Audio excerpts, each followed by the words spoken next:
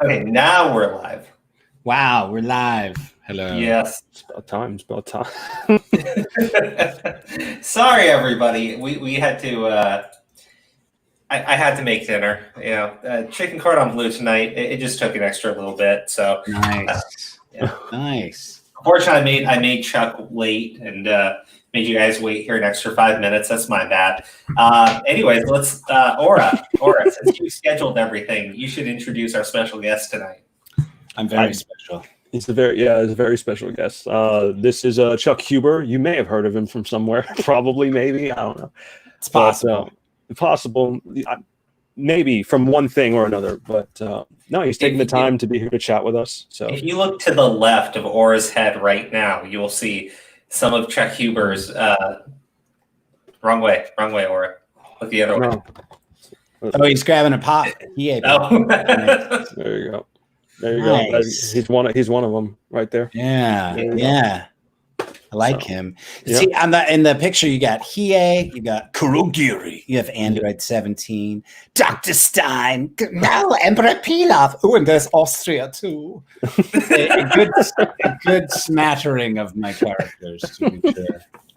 You know, honestly, I who is the character? Because I was looking it up just to see, because you've been so many people, and there was one on the list, and it was the creepy guy from Full Metal Alchemist. Oh, Shout Tucker. Yes. Oh man. Yeah. People hate me for that. They really get mad. Not really, not like real hate, not like Left 4 Dead or whatever. Like none of that type of hate, but just like people genuinely upset with me for having done that character. No, yeah, that was terrible. Why did you do that? And then I always make them laugh. I used to have a little Nina Alexander plushie. So I'd pull it out from behind my little sign and I'd be like, does this make you sad? And I'd go, Edward. And they'd all like cry. You push them beyond their it's cathartic. I make them weep in front of me and they get mad. You broke the comfort zones. A lot of people like, you're a horrible human. You deserve to die. And I'm like, you have a very deep voice for a 7-year-old girl. It's rough, but like a lot of people hated that character, but I was like, maybe I think that's what the point was. So yeah, for sure. Yeah, that's the thing. When you do an evil character, you don't play them as evil. You play them as fighting for truth and justice, fighting for what they believe in, what they, some brokenness, some love, something they're trying to fix. Yeah, and you're able to play it without hurting yourself. I thought it was funny when I recorded it. I was like, that was awesome, dog daughter. That's so cool. And then I had like watched the show and I was like, I'm a terrible human being. Because it's funny when you're recording it, but when you're, it's fun. It's interesting. It's not sad. You're not in the narrative. But then once you're in the narrative and you see what's being done, you're like, wow, that's pretty harsh for people to handle. No, yeah, I was gonna say, so like, would you say that's probably like one of the worst, not worst, but like that you saw your performance and you're like, oh wow, like, is that the one, Full Metal? Because a lot of people, that one like breaks them apparently. Yeah, there's that does hurt people. It's a really fun. It's a really fun. I say it's fun. It is. It's fun to play characters that have that much of an impact on an audience. Yeah. I mean, so that people remember it for years and years later, grown adults coming up to me like, my mom let me watch that when I was 7 and it scarred me for life. And I'm like, why did your mom do that to you? I'm like, it's really terrible. But they're older now, they're in their 20s or whatever. And you're like, wow, I personally, my voice personally hurt your soul. Yeah. It's always nice to do that. Yeah. It's just, I think it's pretty interesting. You played, in terms of villainous characters, right? So Shout Tucker. But then you got like one of my favorite villains in Dragon Ball, Emperor Pilaf. Oh, he's a villain. He's a villain. Yeah. Is he a villain? I think he's more of a clown. I think he's more like a court jester. Yeah, comic relief. Yeah, there's a vaudeville trope that he's based on, and it's the I can't remember what it's called, but it's that you see it in Wile E. Coyote would be the same type of villain. That's the same sort of school it comes from. He's just always failing, just a failure of a villain. What are some of the other ones people might remember? I don't know. But that's he's comic relief. He's not really bad. He does get all the Dragon Balls in the original He does. series. Yeah. He's the man for the moment. And then a pig does steal the wish, so he stole it from him. Ups and downs. That pig, Brad Jackson, he's the one who got me into he came into rehearsals one day and he was like, you should go audition for this Dragon Balls thing. And I was like, Dragon Balls? That sounds like porn. And he was like, no, it's Japanese anime. And I was like, oh, so it's definitely porn, huh? Yeah. Like, no, it's awesome. You should go do it. And he gave me Chris Sabat's number, like his cell phone number that I still have in my phone to this day. Yeah. And so it's like, and it was like, go call this dude and have an audition. And I did. And it changed the course of my life. Yeah. Silly little Dragon Balls. And then you found out it wasn't porn, maybe, sort of. I don't know. No, it's a little porn. No. Yeah. I was going to say I should have just never brought that up. We're going to get into it. Sorry, we got this comment from Yellow Flash I had to highlight. I can hear Android 17 in his voice. No, Oh, yeah. He's as when auditioning for it, Sabat was like, "No, man, no, just relax, just don't do anything." And I was like, "Okay." Because I had all these, and finally, I was like, "I'm Android 17." He's like, "Oh, it's perfect," and I'm like, "I'm not doing anything." He's like, "No, man, that's totally great. Just do that. That's perfect." I'm like, so like I would come in, and my job as an actor was to not do anything. Like to not have it. Like I'm so used to like, and he's like, no, you're Android. He just doesn't feel anything. He's just an Android. And I'm like, all right. So I would sit there. He calls them coffee rolls. They're a roll. You can have a cup of coffee that you're drinking while you're doing your lines. Because there's no, even when he was fighting, like Android 17's fights, only in Super did he start to get sort of loud and noisy during his fights, but all through DBZ, the Trunks, like his fights are silent. His arms are moving, but he barely ever makes a noise. So even the standard sort of Dragon Ball Z blow your voice out in the fights and screams, I didn't have to do that with him. Not until Super. Super, he started to get loud. There's actually a question somebody had for you, like pre-show and whatever. Sure. They want to know how Android 17 got so strong as being a park ranger.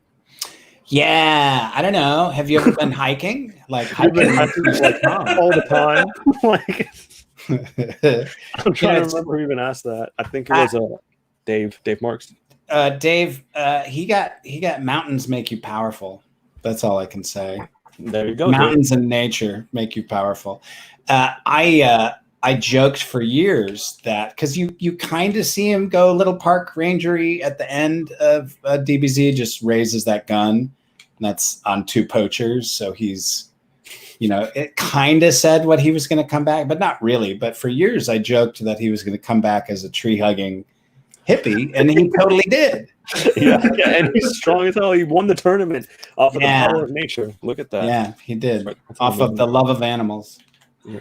So there's another question. Yellow Flash wants to know what you thought of Super.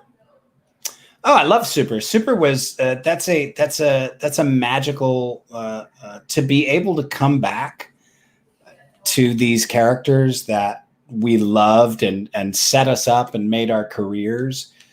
It's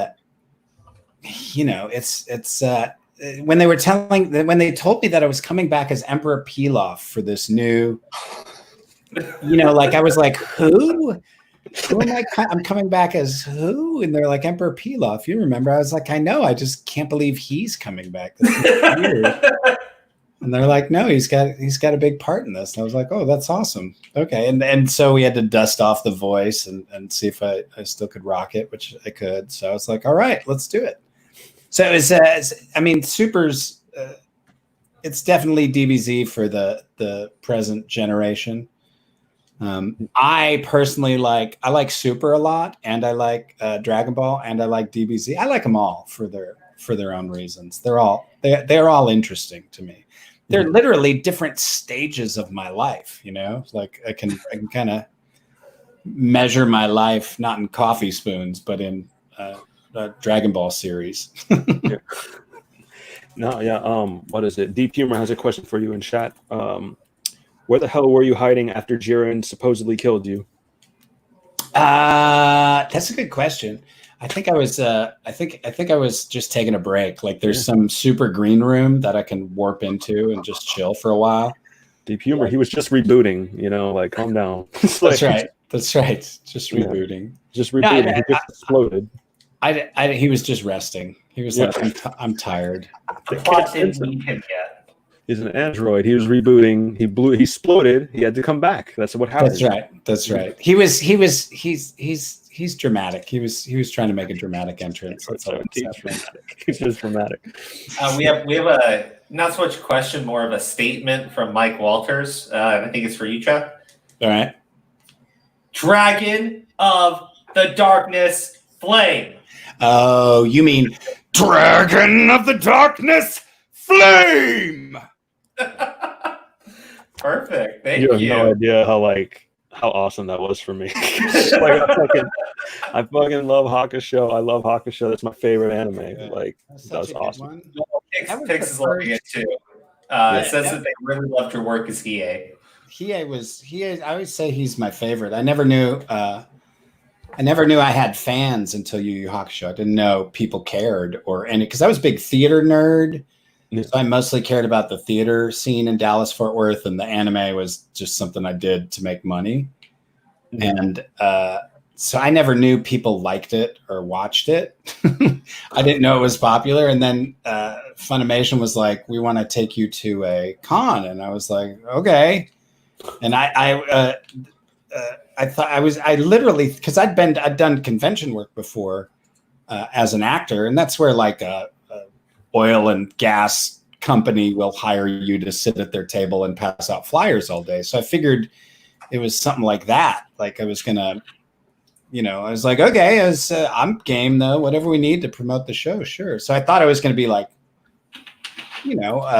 just sitting at a table all day saying, watch my show, Yu Yu Hakusho, it's a great show, and passing out little flyers in there. And I got there and I was like, well, what are we doing? And they're like, well, you got autographs from 2 to 6. And I was like, autographs? And they were like, yeah. I was like, I thought it was going to be like, please take my autograph. I'm famous. Like I was like, nobody's going to be there to get my autograph. I literally, until I got to the signing table and they showed me the line, and the line stretched like all the way around the room. Yeah. And I was like, what is going on? What just happened? I don't understand what's happening. And they were like, these are all your fans. And they just kind of let them go. And they came up to the table and they were, amazing. And I like for the first like half hour, I was just confused. I didn't know I was like, why do you love this show so much? And they all told me. And I was like, and then I signed autographs for 4 hours. So the first time I signed an autograph, I signed for 4 hours, and I had no idea I was going to be signing autographs. Like for real. It was magical. So he is kind of my favorite for that reason. I mean, I got to do the fan stuff right now. I mean, when it comes right now to Yu Yu Hakusho, especially with like the early anime dubbing, you guys are like the best team, period. Right? To this day. I cannot watch that sub. Like I'm watching everything else sub right now. Just like right away. I start doing that. But whenever I watch a Yu Yu Hakusho, if I watch it in Japanese, I just turn it off immediately and watch it in English with the dubcast. Yeah. We were pretty young and hungry back then. We were pretty it was important to it. I mean, it's still important to us now, but we wanted it to be successful. So we wanted it to be really good. So everybody put, 120% into it because, we wanted to continue to have jobs because we liked our jobs a lot. So we're like, let's make it good. So it was real. I mean, we were real.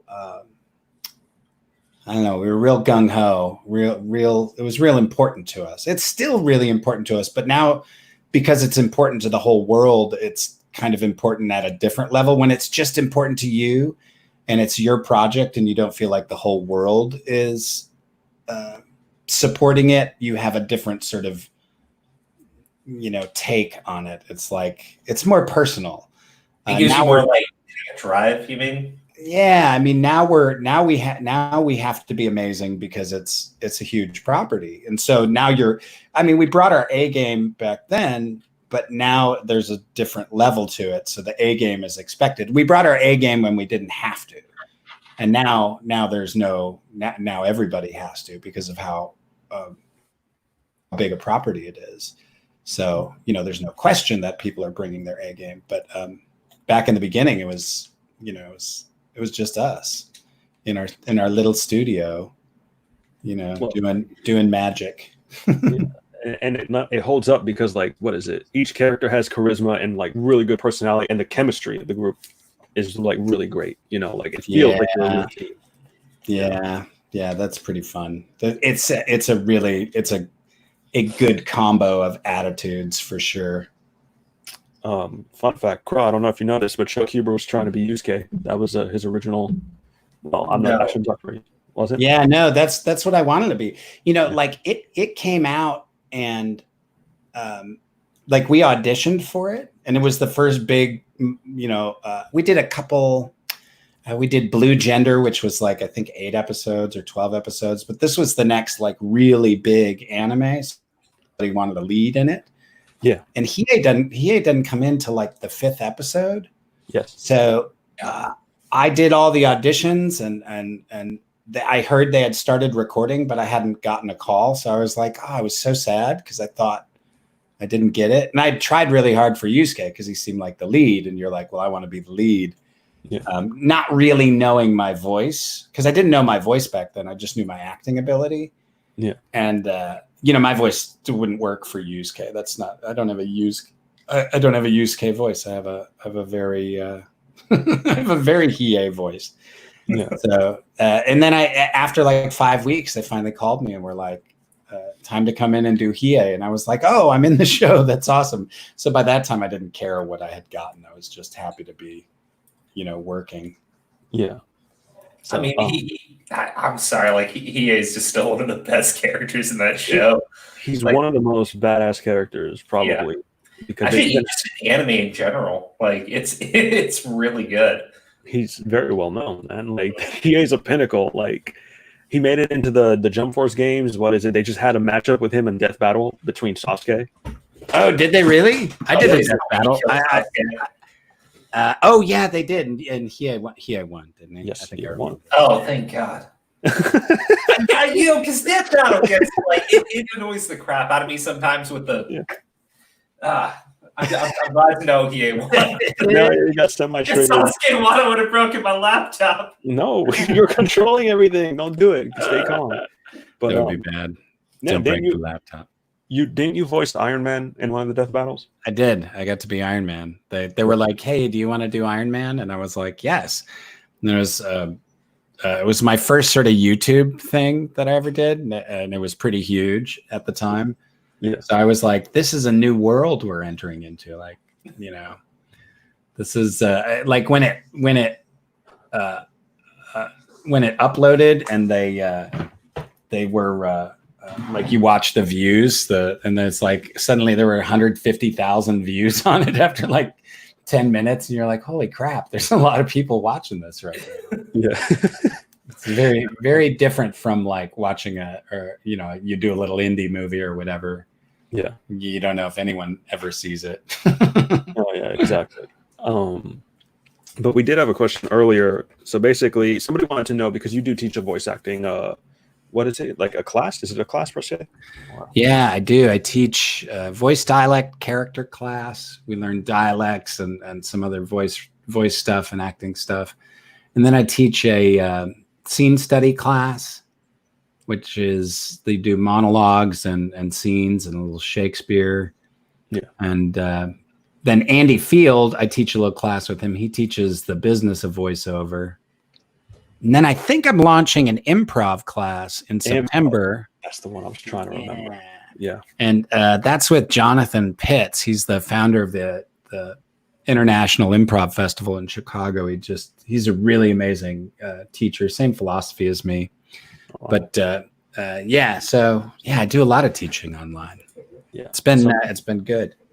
Somebody wanted to ask you, how would you get your start, particularly if their only source to start is through YouTube? So how do you start voice act? Just do it. Just start Googling, start auditioning. Yeah. Take some classes. Take every class that I have. No, I'm kidding. But get out. You should 100%. If you take a class, the good thing about taking a class is that there's a group mentality. There's everybody gets to sort of rise up together, and so everybody wants. There's sort of a group success. And that's like the story I told of how I got my first gig was a buddy, Brad Jackson. I knew we were rehearsing together. So like if you're in the game, you're going to hear about stuff. We say it in class all the time. If you want something different to happen in your life, you have to do different things. You cannot expect anything to change without changing what you're doing, your strategy. So the short answer is do anything. The longer answer is do those things that actors do. And those we talk about. Ooh, I got to switch. My earbuds are dying. I didn't charge them before this. Hold on. It's all good. Hold on. Let me switch to my.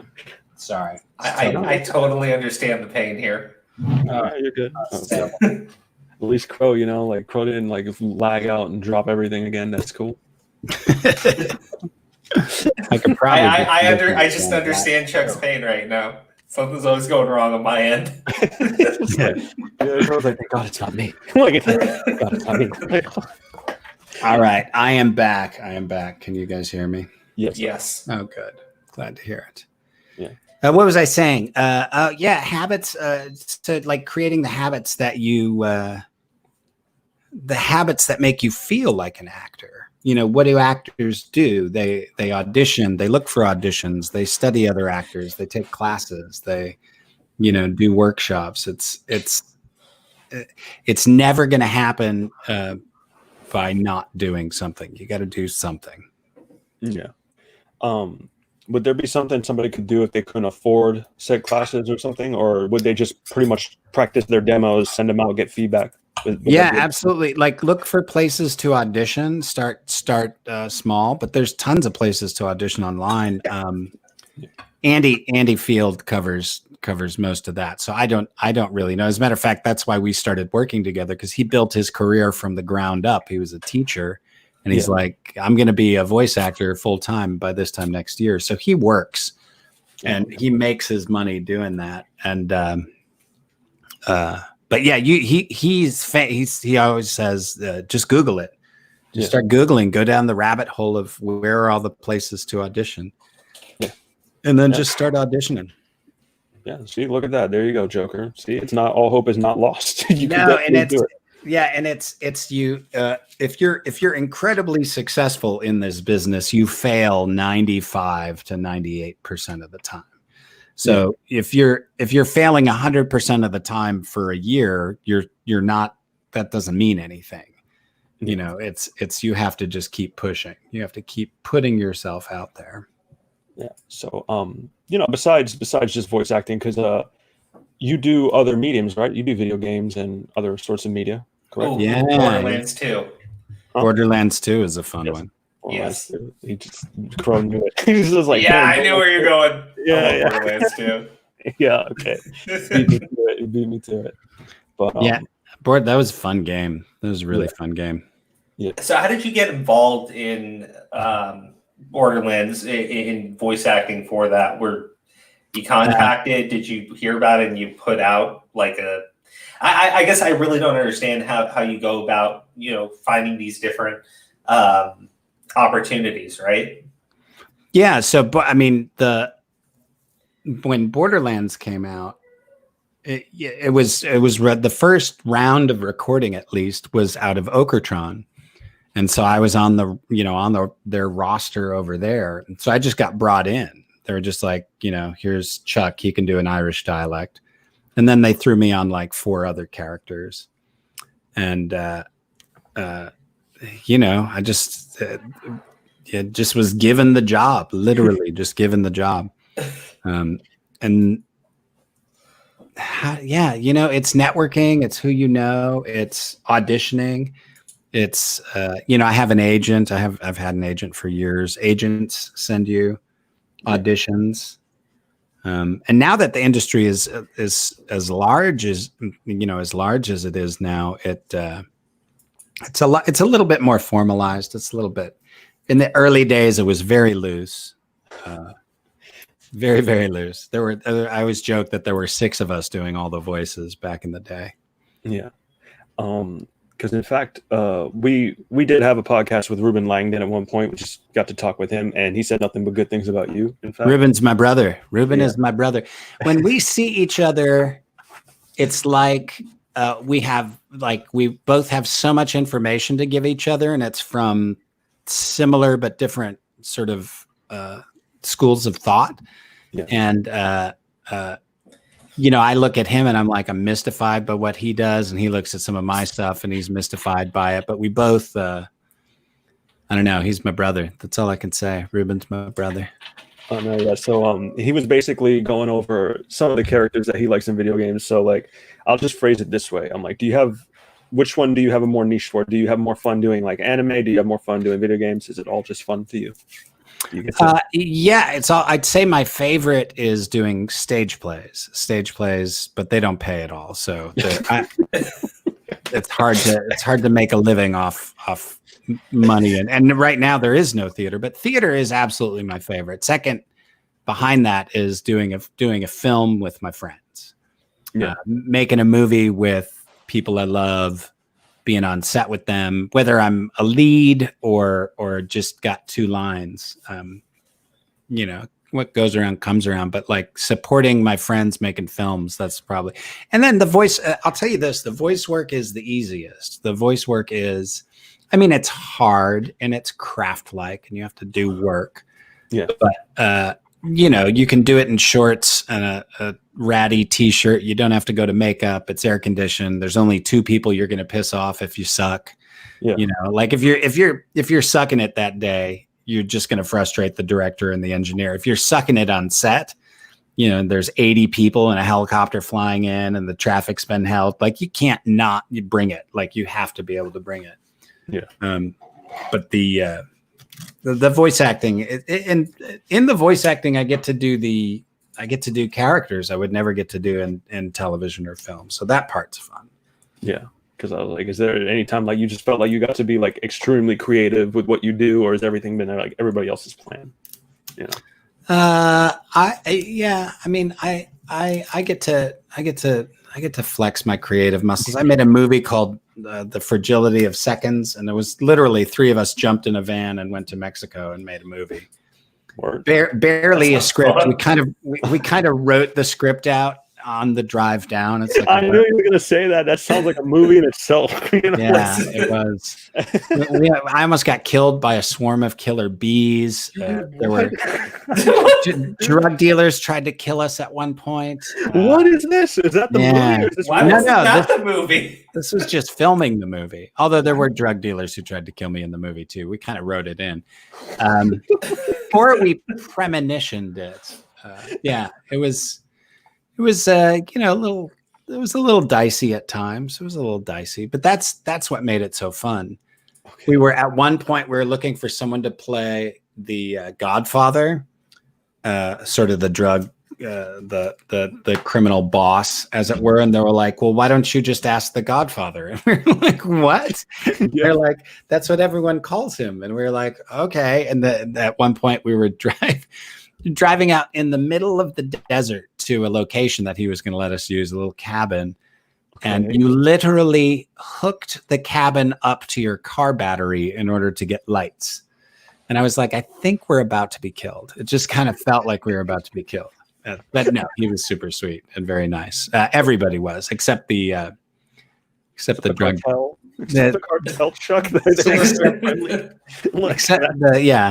two guys who drove around the block trying to kill us after they said we're going to come back and kill you. That was a little nervy. Okay. Yeah. Like, how come you haven't pitched this movie, like the movie about making a movie, and then you go to Mexico and almost get whatever? You should do it. It's a good one. My buddy that I met, Matt Tompkins, we made that little movie. There's more movies in our future, so maybe that one will get made. I have one right now that I should really start working on. It's called Jesus H. Christ Demon Slayer, and the H stands for hammer. Because Jesus has this alter Hulk-like ego that exists in the spirit world, but he's actually just kind of a short, angry dwarf that kills demons with a hammer. I've got the ending. The ending is perfect. Jesus pulls himself off the cross and uses the nails ninja-like that are stuck through his hands to help the hammer pound some demons back down the fiery hole that they were coming out of at Calgary. And they look at each other as they push the demons back down the hellhole. This is for, set up for the sequel. Jesus looks at the hammer and he goes, "Let's go to hell." The movie. I know that's how it ends. I'm not sure about some of the middle part. I'm actually working with some really, really not high level, but well-respected intellectual Orthodox Christian scholars to make sure that the movie is spiritually correct. I was worried you may have had a little slip there, and you're going to say, "I'm working with some very high Christian scholars." Very high Christians. Well, they may be. I don't know. The intellectuals are that. What are you going to do? You read a lot of books. It transformed Jesus into Thor, and it's just I never would have even thought to do that. No, it's exact. That's I'm glad you picked up on that. There, this exactly where. His alter ego. Yeah, you got it. Yeah, I got you. Yeah, I have so many questions about how this movie works. Sure, I do too. You should sit with me when I'm trying to write it, because right now my friends always joke because they go, "You make movies nobody wants to see," and I'm like, "That's right, I do." I want to see this. I know it's got it, but it's too hard to write. Like you can't. Like it's really. But I'll keep working on it. No, just make it animated. It's all possible through animation. No one will question it that way. Yeah, I could. That's too much work, though. And drawing stuff takes a lot of time. It really does. It really does. I don't even know how to follow that up anymore. I wanted. Okay. I have some legitimate questions about this film. Sure. One, I get how it ends, right?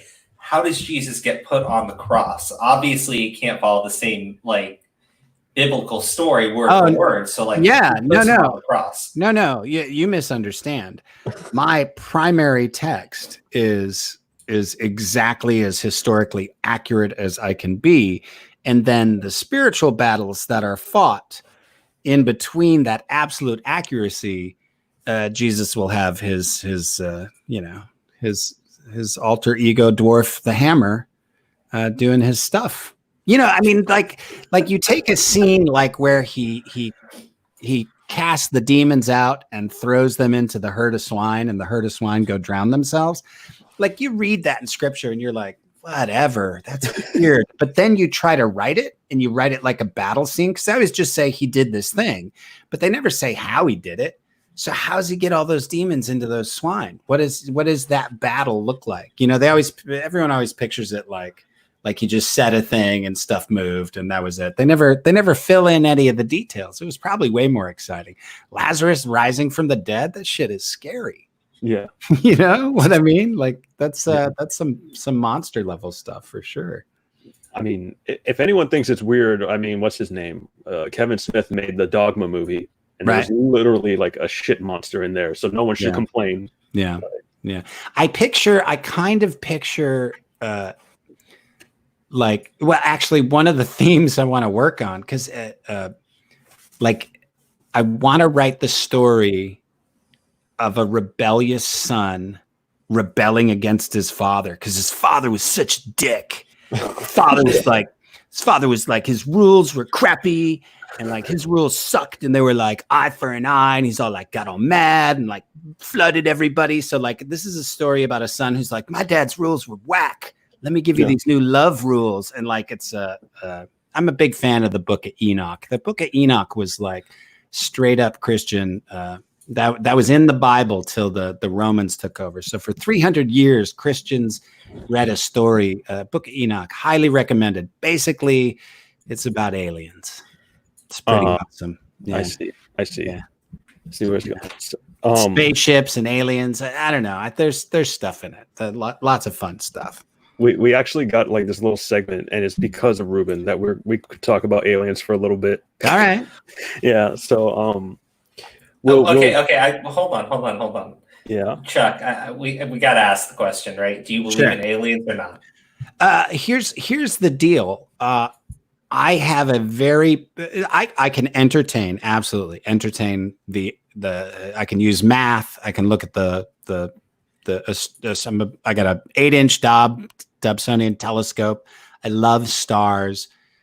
I know nature repeats itself. I know that we're on a planet and you know, life is fractal. If we're here, this is probably other people, other beings, other existences. Have I ever met them? I have not.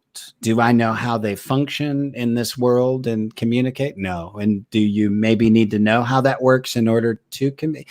I started a religion called Game Church because I didn't want to pay taxes on my house. But my wife said if I was going to start a religion that I had better believe it. And so, you know, if this were a video game, yeah, of course there'd be aliens, you know? Like, of course there would be. If this were a simulation, that absolutely would be a Fortnite season change or a level you got to where suddenly you're like, oh, I thought it was just a zombie game, but now it's aliens controlling the zombies or whatever.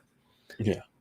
But I haven't met any. And if I were to meet one, I used to make my children's mother very angry because I always said that if an alien came down with a spaceship and said, hey, Chuck, do you want to get on this spaceship? That I would absolutely get on the spaceship. Yeah. She's like, but what if they never brought, like, we got in a legit fight about it because she was mad that I was going to go away with the aliens. But don't bring you back. Like, what happens then? Like, how could you not go with the aliens? Like, all right, let's wouldn't you be afraid or intimidated by the aliens? No. I don't know. I don't think so. I mean, I say that and one's gonna like show up right at my window and I'm gonna scream like a little girl and be like, aliens are terrifying. No, if they were kind, if they were nice, which I presume they are. I presume everybody is, because that's the best way to be. Yeah. And then you also have to know that people are also, there's some horrible people out there too. The worst thing is being good and expecting other people to be good and then finding out they're not. That's a problem sometimes. Yeah. I guess I look at it like this. If aliens are out there, they exist, right? Sure. They must be so much more advanced than us. We'd be like fucking tardigrades to them, right? Like, they know we exist. We have no clue they exist. And they want to, they could just, end us. Morbid thought, but I mean, at that point, there's really nothing to be afraid of. I mean, if they got the power, they got the power. What are you going to do? Yeah. Yeah. I agree. I was looking at the look on Aura's face while I was saying that. It's just funny. It's the way you phrased it. Like, whatever. Because like every time I think of aliens, I think there's like the ones from Mars Attack. That one that they speak like that, and they're just hostile and they're liars and shit. Like, that's. I'm just saying, like, all we can hope is that they don't want to attach our heads onto annoying little chihuahuas. Right. I mean, yeah. Maybe that's your inner self. Maybe that's why they attached her to the chihuahua. Did you not think of that? It's metaphorical. Why would the aliens follow our rules of metaphors? Because they do what they want. They're aliens. Did you not see the size of their brains? Like, I did. So my point is, like, aliens don't give a shit about our metaphors. They would just do it because they want to screw with us. They did it for cruel irony. They were mean. Are you saying that those aliens have the same concept of cruel irony that we do? Or tried to. Like yodeling killed them, so I don't know, like you tell me. I don't think we should take our alien understandings based on Mars attacks. Why? We should shape our ideas around that movie. Poor aliens. They're like, wow. They're offended by that movie. That's why they don't come visit. I honestly think aliens are already here. If you've never seen a picture, everyone should Google it right now. A picture of a dolphin brain next to a human brain. Crow, go ahead, do the thing. And if you look at a dolphin brain next to a human brain, you can clearly see the dolphin is smarter and more advanced than the human. And we think we're advanced because we got opposable thumbs and we could build things. But who are we to say that they don't have virtual magnetic communication rooms that they're like creative mode in other universes where their brains connect, like if they have some sort of non-physical communication that is every bit as real. Yeah. So that's the human brain on the left and the dolphin brain on the right. And you're like, oh, because the brain is, the more folds you have, the more connections you have. So you look at that dolphin brain and you're like, that thing is way more advanced than us. Oh, yeah. I'm just going to make a joke, though, because it looks like Mickey Mouse ears. Because the Disney thing. It does look like Okay. No, not a joke or anything, but I don't know if this is true or not. It's just what I've heard about dolphins, but they say like dolphins are incredibly cruel. Cruel? Right? Like they're dicks. I haven't heard that, but I would imagine that the dolphins you would hear about would be the ones who are dicks. They're just like humans. The humans we hear the most about are the ones who are the biggest dicks. Right? Are dicks. Yeah. You know what I mean? So like all the regular dolphins in the sea are like, God, those guys just give us such a bad name. Those dick dolphins. Cyan says the brain is thick. Like this throwing it out there. Let's see. Who else we got? Because there's a story of the Dogon tribe in Africa who knew about Sirius B, which is a binary star of Sirius A, before regular astronomers were able, and the paleontologists or anthropologists who communicated with them were like, how do you know about this star system? And they were like, well, the fish people who taught us language and farming and then moved into the sea told us about Sirius B. And they're like, oh, the fish people. Sounds like dolphins to me. Maybe they were walking and they emigrated to the ocean and got rid of their legs. It's possible. Yes. Look, see Dave Marks. I wasn't going to say it, but Dave Marks put in chat. See it, Crow? I'm sorry. I went to go look at something and I'll read it to you. Brain is Dave dead. Marks, quote unquote. They try to ... make love ... to people. They do. They do. That's what I was watching. Why are you watching that? I was looking it up, right? Like, are dolphins dicks, right? So there's this thing, right? It's like top 10 reasons why dolphins are asshole. And not even reason number one. Reason number two is a video called Dolphin Rape. Right. That wasn't even, that was reason two. That wasn't even the top reason. Top reason was also rape, just of a different nature. Yeah. Dolphins are bad. Yeah. Dolphins are real bad. Yeah. I think Chuck's like, I disavow their behavior and tendencies, dude. I asked Google if dolphins are dicks, but all I found was shit about dolphin sex. This has gone in weird directions, gentlemen. Yeah, really I was gonna say, I was like, I blame me. I blame me. Just in front of the dolphin being superior. Everyone in chat is like, they're bad. They're bad people. Yeah, well, there are if there are tens of thousands of dolphins, I don't know, hundreds of thousands of dolphins. Yeah. There's going to be some bad dolphins. If they're as advanced as humans, then the vast majority of them are going to be like super chill and awesome. And then there's going to be some outliers that are not. They're like had bad parenting or a genetic abnormality, got hit by a boat propeller. Yeah, probably. Yeah. A lot of criminals, they're showing a lot of violent criminals. You typically have head injuries. And so, you know, it's one of the things that when you work in the prison system, you start to see, you're like, oh yeah, this is a thing. That's what happens. Bad dolphins mixed up with the wrong crowd where they smoke the marijuanas. That's right. Yeah, probably.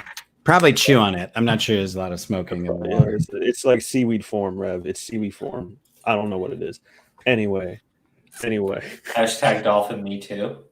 It's who knows? It may be going on under the sea too. Probably. The scuba diver out there. But I don't even know where to take it from there. Like I'm just watching. I don't know. I'm so focused on the dolphins now. Just don't. Yeah. Just let it go. Why would you focus on the bad dolphins? Why not focus on the good dolphins? I can't find any. Now I'm just looking up dolphins on Google. That's how far down this rabbit hole I've gone.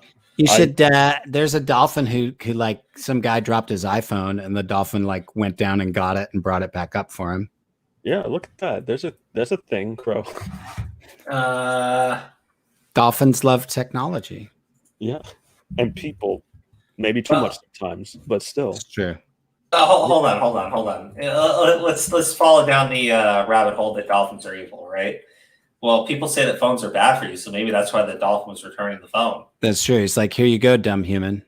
Yeah, we always talk. I always talk in class. I tell people, I tell everyone listening here, like your brain is so smart and it can do so much work when you're asleep. They're scientifically showing this, but your brain does work on whatever you do right before you go to bed, typically, and it gives you answers, uninterrupted answers, right when you wake up about what it's working on. So if you have your phone and all you do before you go to bed is just scroll, Twitter, Instagram, or whatever, and just make yourself mad or emotional, or, I always tell people to avoid things that cue your easy emotions and try to take more complex information in. And one of the ways to sort of sharpen your focus in that area is to that last 20 minutes before bed, put that phone away somewhere, but put your charger in the other room and just decide you're done with the phone, and then lay there for 20 minutes and think while you're going to bed, and then do the same thing when you get up. Take 5 minutes, just like laying it, because everybody wakes up and shoves their phone in their face almost immediately. And if you can just take a little bit of time before you go to bed and when you wake up, you make a lot of really interesting discoveries. That's interesting. What are you highlighting, Crow? What is that? Is that war? Let's see. Dolphin stock. Yeah, not all dolphins are evil. Look at the pig dolphins who attached to this stuff. Yeah, dolphin stock back in the 1960s. Okay. I think he was making a Woodstock reference. Yeah. That was. Good job. I'm going to walk it back a little bit. So walk us away from the dolphin. Yeah, I'm gonna walk it back just a little bit. So we're gonna get past the voice acting thing, but I was just curious. Is there any character that is your favorite to voice, or that you can relate to the most, or that you have Yeah, I was going to say Hiro Nohara and Dr. Stein, some sort of combination between those two. Yeah. Because I taught for years and I understand Dr. Stein's teaching style. Yeah.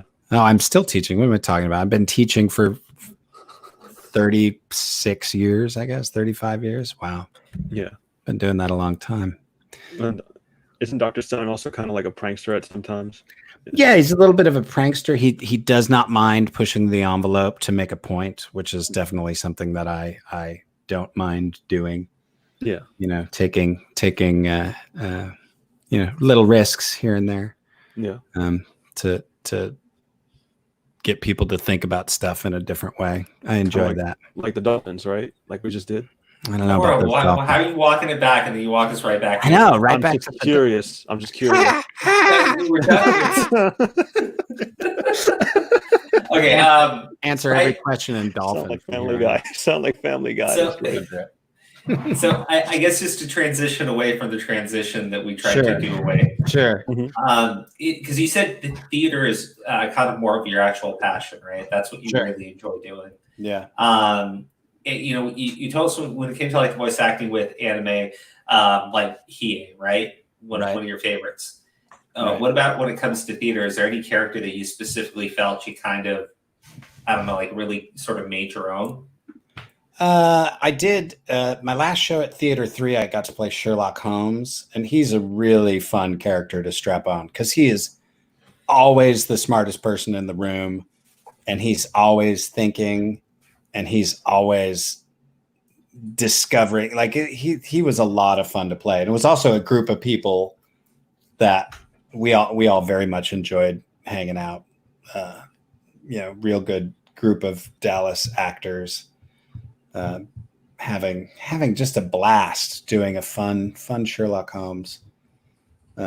Austin Tyndall played my Watson, and he had a big old mustache for Watson, and it was theater in the round. And one night we were both on stage at the end of the show, and the lights are going out on us. They sort of a dramatic moment, and some guy in the front row just leans over to Austin and goes, "I like your mustache." And we're supposed to be just like in tableau, just like chilling, and we had to because we're kind of looking at each other. We both kind of had to look away so that we wouldn't bust.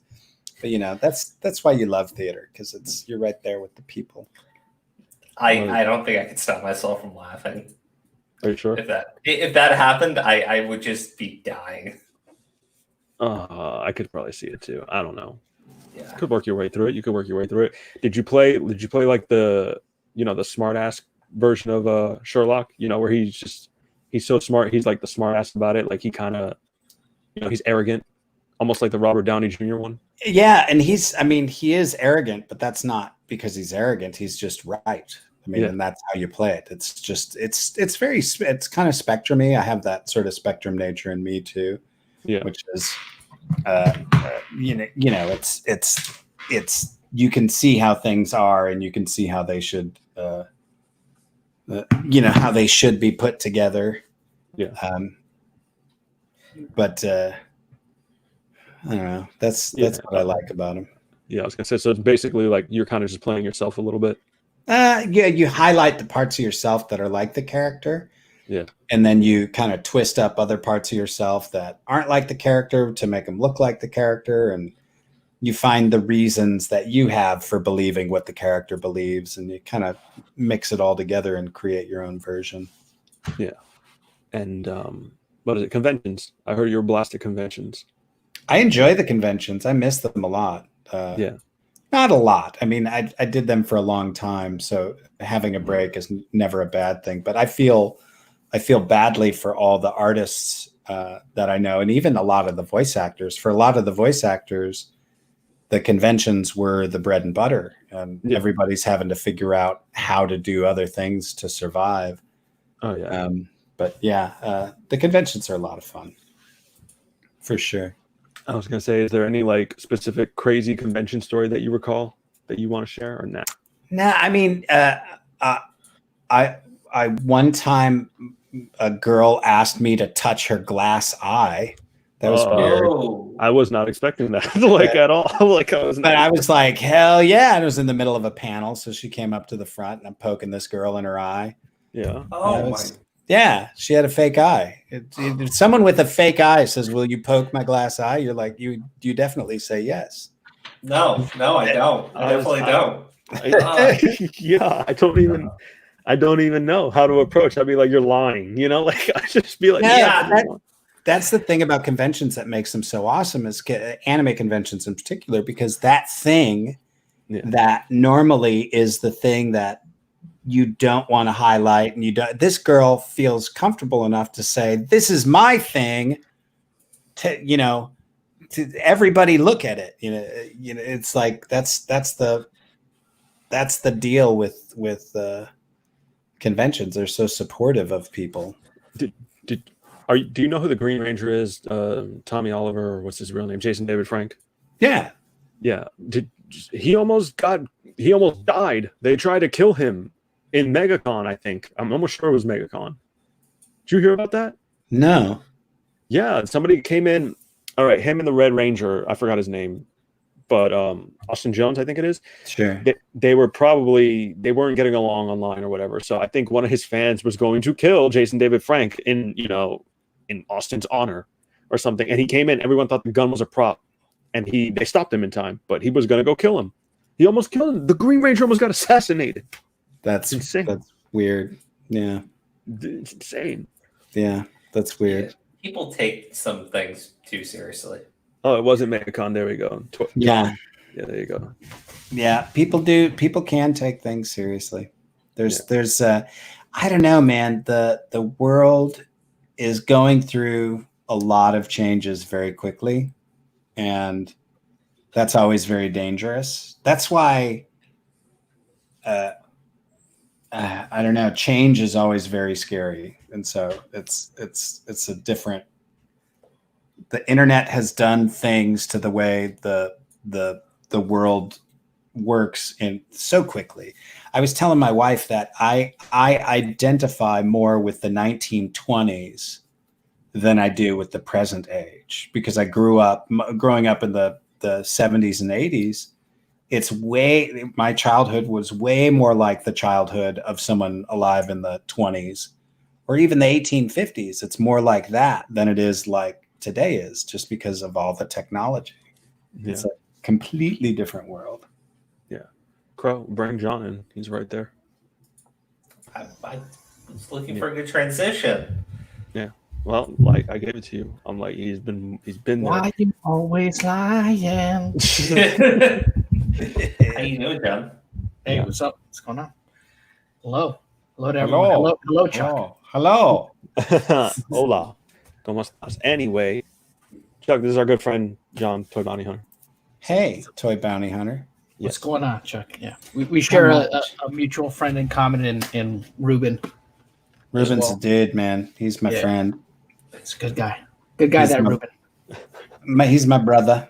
Yeah, so I got all the Power Ranger stuff wrong. It's Austin St. John. 224 Vic will not leave me alone. Thank you. That was at Phoenix Comic-Con, the situation you were talking about. And the guy that was trying to assassinate him was a mentally ill person that, took the beef that Austin and apparently JDF have. And yeah, exactly.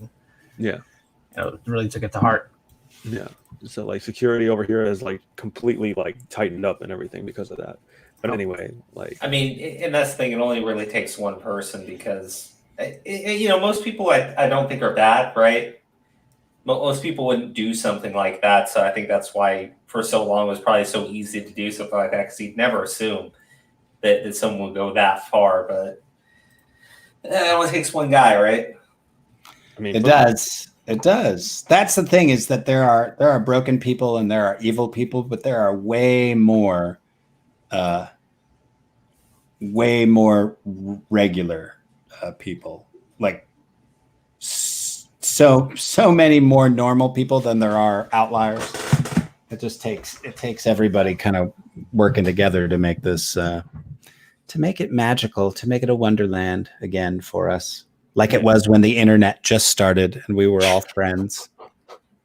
Yeah, where we all just like met each other just for the sake of meeting new people. Yeah, right? Yeah. It was so cool back then, where everybody knew that, because there was only one meme at a time. So there was like, did you see Grumpy Cat? And it's like, oh, Grumpy Cat. Now there's brand new words to like demean people and put them down, like, and they don't even like exist, or I don't know. It's insane. Yeah, it is. It is. Yeah. I have a date with my wife, and I had scheduled this out 8 to 9, so I do have to go pay attention to her. But any stuff you want to wrap up on? Any final questions? That's about it. I think that's about it, because we got through everything. But that's good. Yeah, that's good. Yeah, we got to talk about Ruben. We got to talk about stuff. Your favorite characters. Thank you for coming. Let's talk about aliens, which everybody knows I love. Dolphins are aliens, and it's a very small percentage of dolphins that are dicks. The rest of them are really nice fish. Do you know what you've done? Because he's gonna look at this stuff now, and then he's gonna like come with. We're probably gonna talk about dolphins now for a stream. We should talk about dolphins. I challenge the notion that dolphins are smarter than us, because if they were, they'd be here with us right now. You want it? You want to? They'd be in this chat. Maybe they are. How do you know that they're not? Maybe they like it better where they are. Like, just like Chuck, are you making a revelation?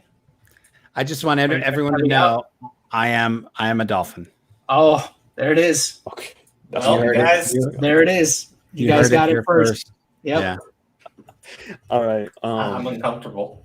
What? That's how he left off. He This just entire time we've been talking to a dolphin about the ill behaviors of dolphins. That's dolphin. right. You'll report us to Dolphin High Command, sir. That's right.